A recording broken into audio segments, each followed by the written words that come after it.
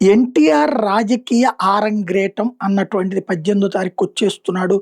ఇంకేముంది ఆ తర్వాత చూస్తే ఆయన ముఖ్యమంత్రి అయిపోతాడు.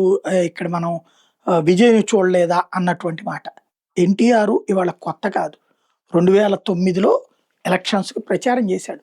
తెలుగుదేశం పార్టీ తరపున రాష్ట్ర వ్యాప్త ప్రచారం చేశాడు. భారీ ఎత్తున ప్రచారం చేశాడు. కానీ ఆ టైం ఓడిపోయింది తెలుగుదేశం పార్టీ. కాబట్టి ఆయన గెలిపించేస్తాడు అనేటటువంటిది ఒక భ్రమ. రెండవదొచ్చేటప్పటికి ఇవాళ ఆ రోజుల్లో స్పేసు లేకపోవడం అప్పుడు కూడా దెబ్బయింది. రాజశేఖర్ అప్పుడు అధికారంలో ఉన్నాడు. చిరంజీవి వచ్చిన సందర్భం. ఆ టైంలో అంత ప్రచారం చేసినా వర్కౌట్ కాలేదు. ఇప్పుడు పరిస్థితి ఏంటి?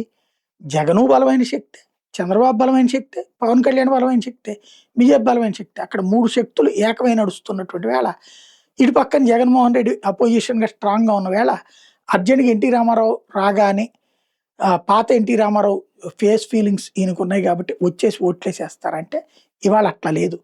జంజీలు, జన్ ఆల్ఫాలకి రాజకీయాలకు ఇష్టం లేదు. ఉన్నటువంటి వాళ్ళలో ఎక్కువ మంది అటు పవన్ కళ్యాణ్ ఫ్యాన్సే ఉన్నారు.